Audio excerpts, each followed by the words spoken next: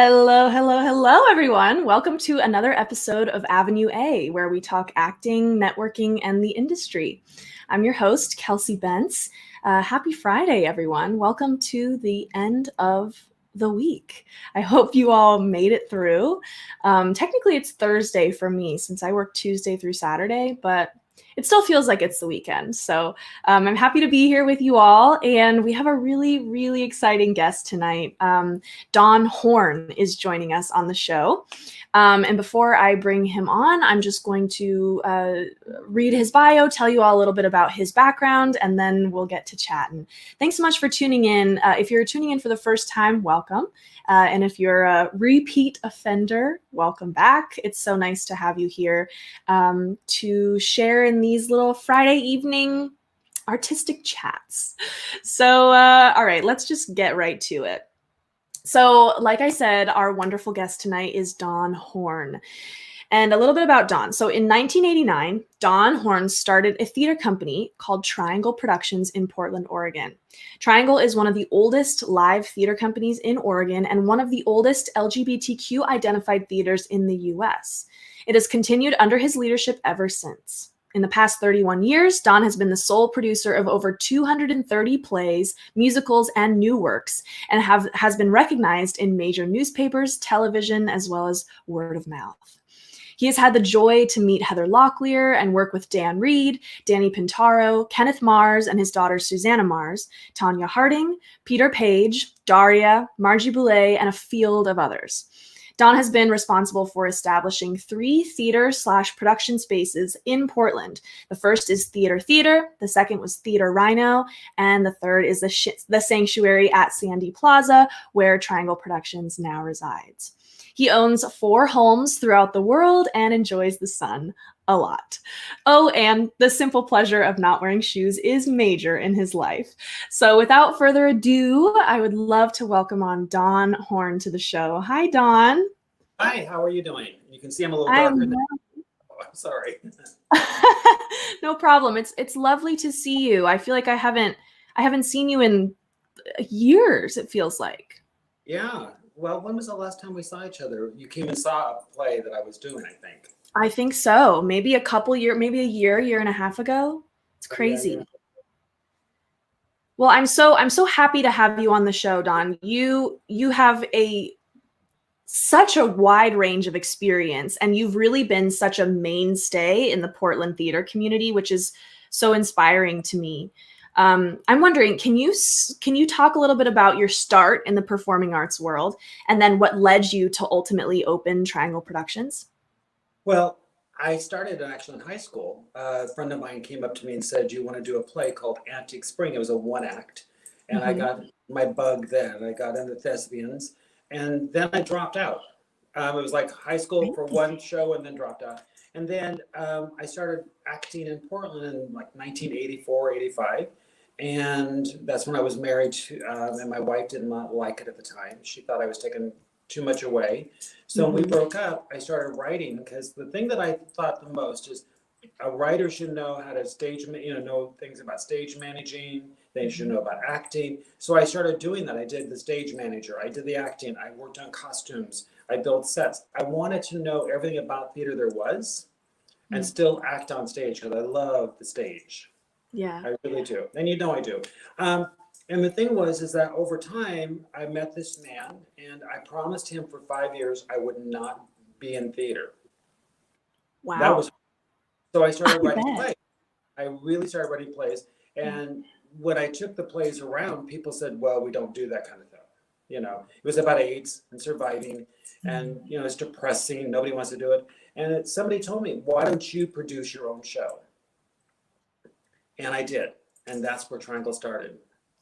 Wow. So you were writing plays, you were trying to get them produced by other companies, you were getting no after no. So you just decided, okay, I'm just going to do it myself?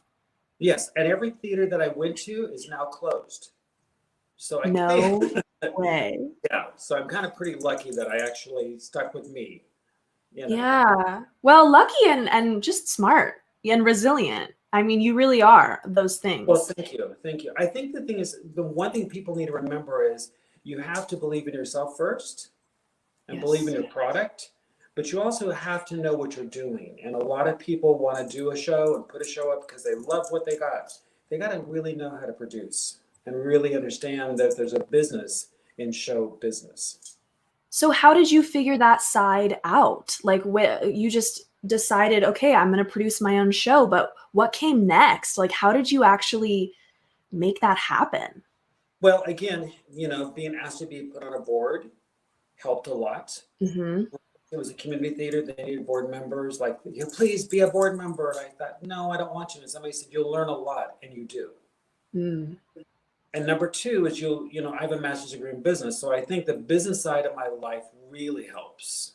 Yeah. I think you have to understand business, Yeah. that, you have to learn how to sell tickets, but what are the tickets are about? How do you make a ticket purchase and all that stuff is great, but where does that money go to? And Right. understand that, just because you generate revenue, hopefully you do, that you Yeah. better make sure that the budget works, and that, a lot of people love the craft. They forget about the business side. I'm really, really adamant about that. There should be a class, Yeah. about producing.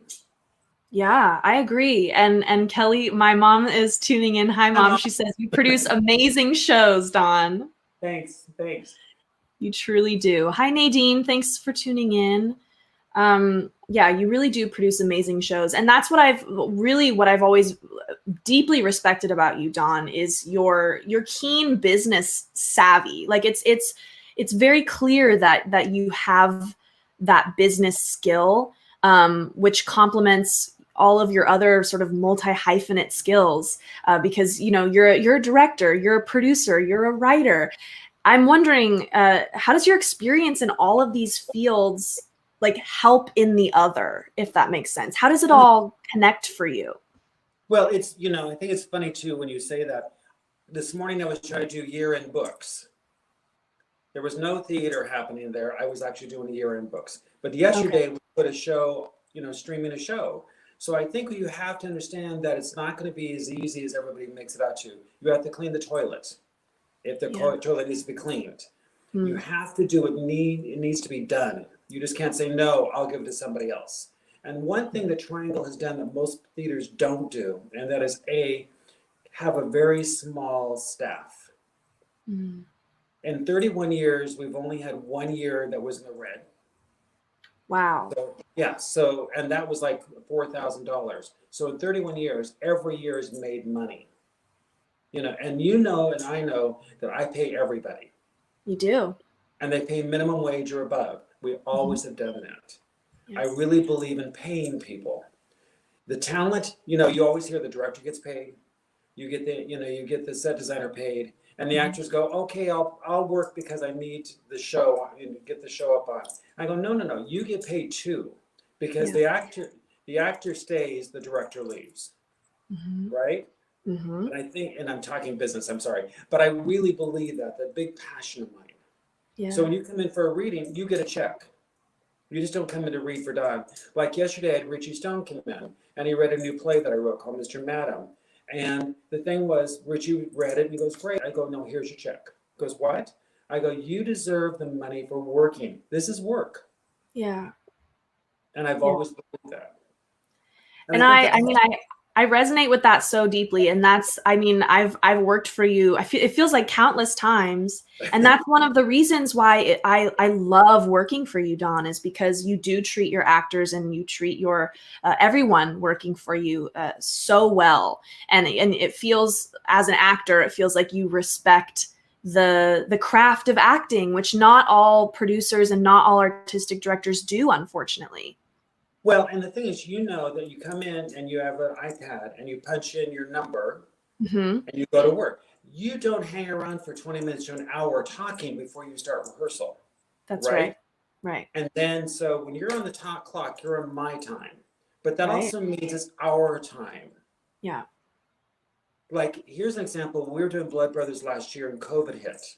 Hmm. And everybody said we should close or whatever. And I said, no, what we should do is vote.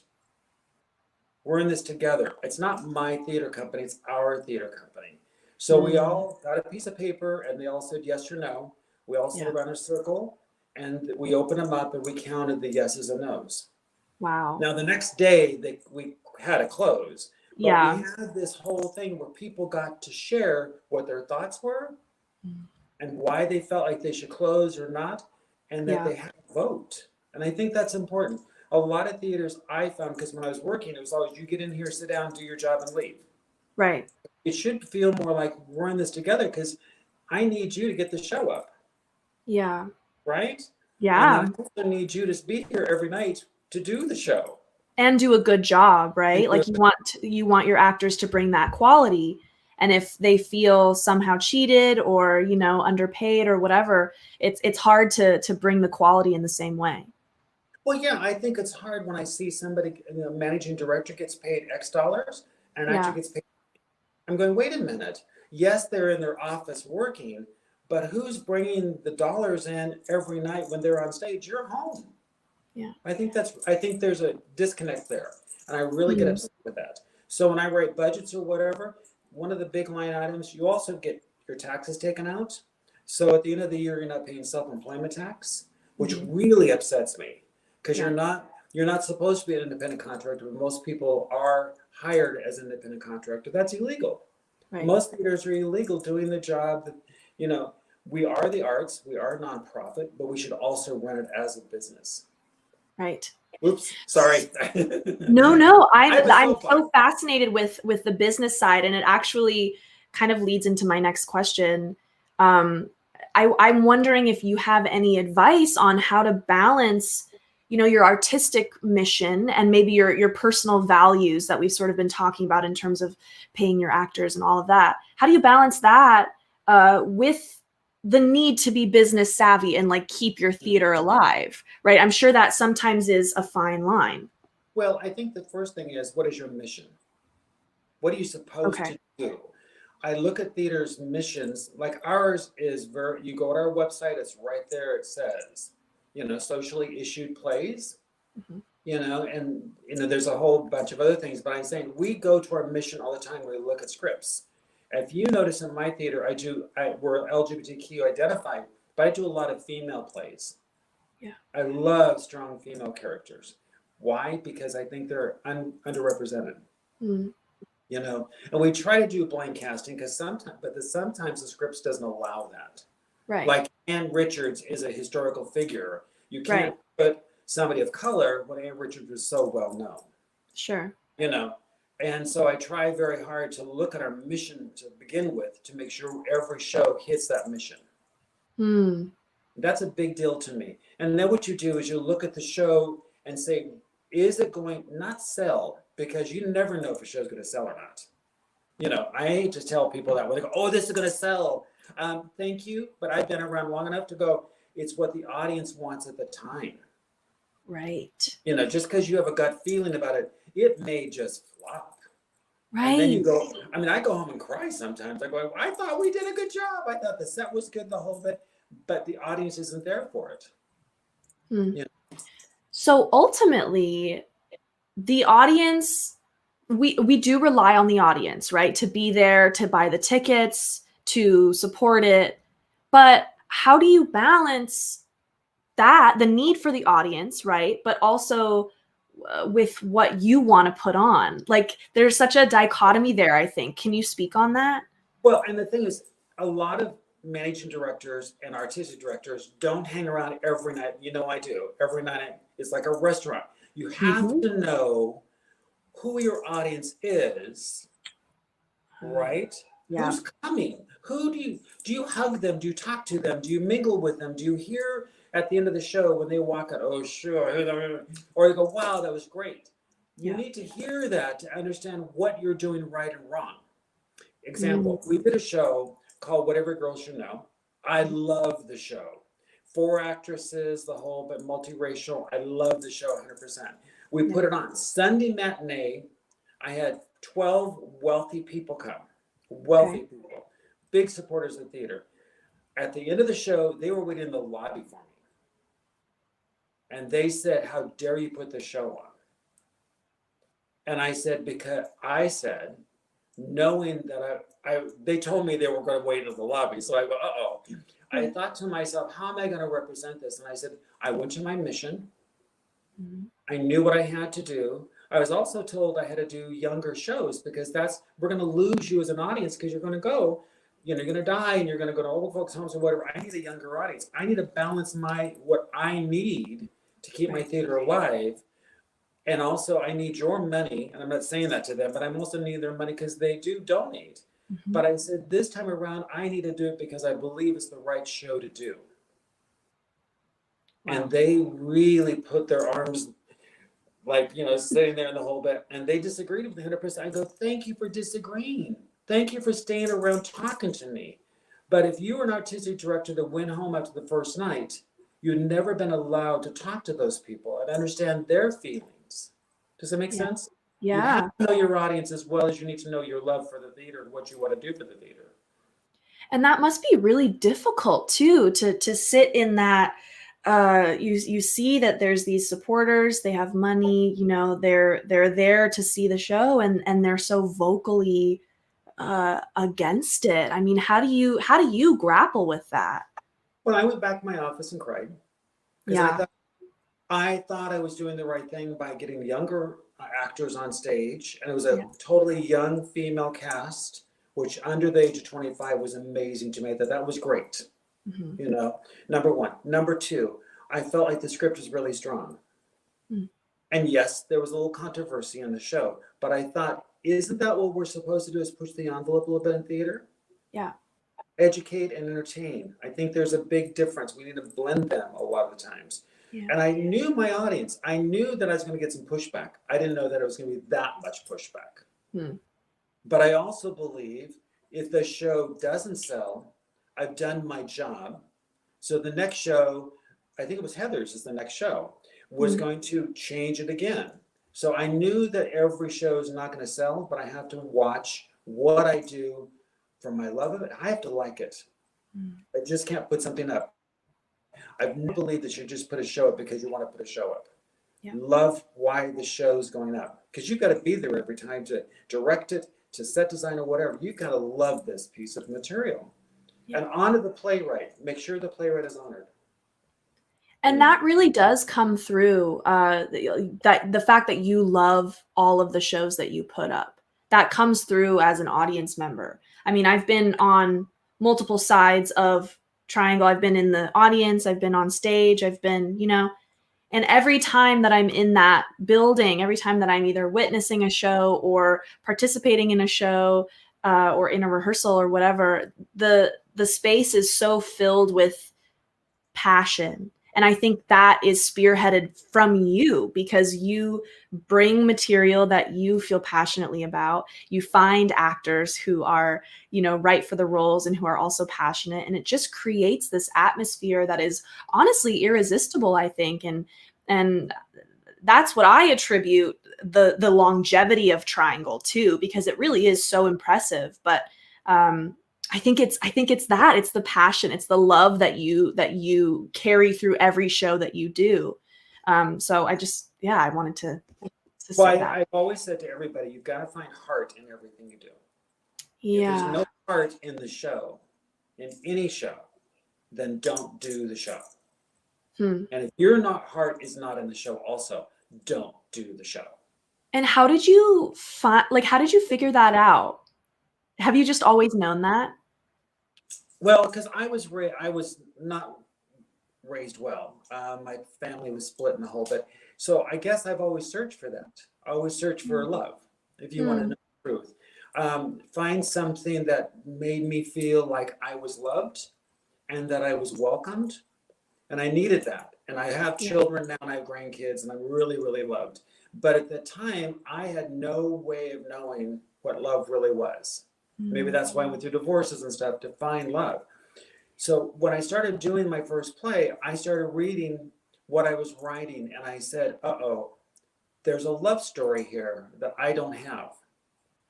And I need to make sure that the love story is told. And pretty soon I started going, every show had to have a love in it, had a heart to it, had something. And then I started really understanding that's what I need. That's what I've got to get out of a show. Wow. And to this day, that's the way it is. Wow. What? I mean, that's beautiful. That's really beautiful. And Yeah, I'm honestly speechless. I think that to me, theater is love and should be love. Like the theater is where humans come together and we forget about everything else, right? And we focus in on human connection and human relationships and conflict, and there's no distractions. It's a really magical place. And I've always felt the most warm and the most love when I'm both in the theater and on stage, so that really resonates with me. Well, Kelsey, the thing is, just recently with all of this, the COVID happened, the whole bit, actors just stood up and said, you know what? Me on stage, I also need a clean dressing room. I also need a clean backstage. You've Yeah. heard them. I've Yeah. tried very hard. With the money we have a very small budget for everything we do. Mhm. Dollar Tree, I always say, is my very, very best friend.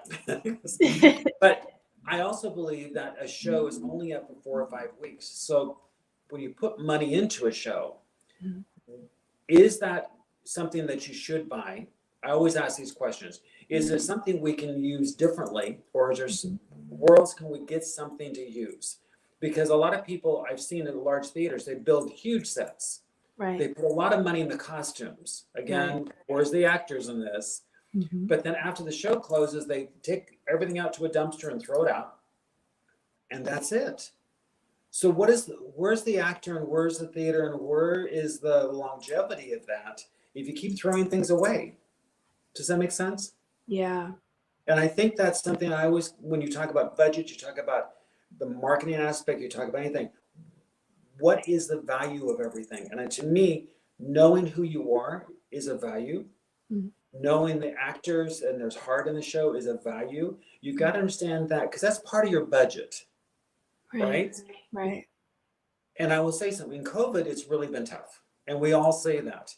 But I have tried very hard to say, guess what, folks? We are still called theater, which means we're creative, right? We Yeah. are not going to stop and say Zoom only, because I will not, I don't like Zoom. And the reason why I don't, there's no, again, hard, I guess, there's nothing there that excites me. So Yeah. just, the last two shows we videotaped, Christmas at Crawford's with a green screen, which we've never done green screen before. It was a challenge. Yeah. But we had and I was back there going, you cannot do this, you cannot do this, you must keep your mask on, whatever. But at the same time, I knew the actors wanted to do it. Mm. They were there and committed. That's a huge deal. And I think we have to make sure we also are continually being creative, Mm. whatever it takes to be creative. Yeah, yeah, I completely agree. That sort of leads into my next question. What do you see as the future of live theater? I mean, we're in this moment, right? Like there's so many unknowns. What's your take on that? Well, I wrote a musical about Darcel the musical, That's No Hmm. Lady, and it became a huge hit here. And we actually had a theater off Broadway house, one of the largest off Broadway houses, already rented for last September. I remember that. Yeah. We had housing, we had everything ready to go. I had written, grants, we got money coming in. We actually had a production company. We were ready to go. And then, no, Hmm. I have that again for this September. I think yes, it's supposed to open September the 8th or something like that. And Oh my gosh. we're supposed to be the first off-Broadway house to open. We'll see. Yes. And I am. I mean, we just opened streaming the show. We rehearsed for 2 months. We videotaped it on Saturday. We put it up on streaming yesterday. So I have an actor employed. I have a technician employed. So I'm making sure that they have a salary coming home to them. Yeah. My theater stage is being used. We are all protected. What is the next step? I have a documentary I've been working for 2 years. We're going to put that up in February and March. And then after that, hopefully COVID will release a little bit so we can do. And then one day I woke up and thought, wait a minute, I have actors that are coupled with another actor. So they're not married maybe, but they're partners. Hmm. And I have like Joe Healy and Deanna Wells. They're married. They're actors. Let's find a script for you guys because then we don't have to worry about COVID then. We can Right. do this. So you find something, you're in a box, and the box is just so big. But guess what? Look inside the box and see what's there instead of go, we're just in a box, Yeah. right? Yeah. And I thought, that's a, so I called Alex and said, Alex, would you and your girlfriend like to do a show? So we're looking for scripts for them. So then it's two people instead of one person show. Right. Right? It just makes sense that there is a way to do theater. Yeah. And then it expands. Hearing you talk about that, Dawn, is just delighting me. I mean, I have asked multiple guests this question, like, what do you see as the future of live theater? And so many of us are just like, I don't know. But I love how you are just like, well, here's the situation, and this is what we're gonna try and do. But you're also flexible at the same time. Like, I know that at a moment's notice something could change, right? And you would roll with the punches. But I'm so inspired by the fact that you have these plans in place anyway, because I mean, what else is there to do, right? We have to make plans in order to move forward, even if we don't know for sure that they'll be able to come to fruition. Right. Well, Kelsey, I will tell you, it comes out of nowhere. It was last week. I woke up, I wake up at 4 a.m. I wake up. I don't have an alarm clock. I wake up. And I woke up, well, this is stupid. I haven't thought about this before. Why not ask couples to do shows? And I thought, great. So it comes sometimes where, I don't know, in your body. Like, I did a show about AIDS, and then I did another show about Alzheimer's. And Alzheimer's in 1990, when nobody talked about Alzheimer's. Yes. So sometimes it comes out from nowhere. And I just decide, I think, and I'm going to say this, I'm very religious. So I'm going to say, for me, and that's a relationship, it's somebody up above kind of comes through me and says, we're going to use you because you're the stupid one we're going to use right now, because you're willing to do anything, and just do it. And I do. Yeah. Yeah. I really believe if you have an open heart and you believe the universe is out there, things will happen. You may not like how it's going to happen, but you open up and say, give it to me, kid, because I'm willing. And they will answer. Something out there is going to guide us. It just may not be the God that you think or whatever, but something's going to guide you if you're open to do it. I really believe it. Wow. What a beautiful thing to say. And we're going to end on that note, because that was just wonderful. Thank you so much for joining me tonight, Dawn. It was a pleasure to see you again. It was a pleasure to pick your brain about, this current moment and everything that's happening. I'm so warm. So thank you. You're welcome. Be safe, kiddo. We're going to get through this. We are going to get through this. We are. And for everyone watching, thanks so much for tuning in. If you want to check out more of Don and his work and Triangle Productions, check it out, www.trianglepro.org. They put on amazing productions, musicals, plays, and everything in between. So thanks so much, Don. Thank you, kiddo. I'll talk to you later. Bye. Oh my gosh. Every Friday, I have these guests on that just send me to the moon. I'm so thankful. Thank you for tuning in, everyone. That was a wonderful episode. I feel like my heart is full. So I hope that everyone watching took something away from that wonderful interview as well. Thank you so much for tuning in. We'll be back next week with another amazing guest. And have a great weekend. Take care.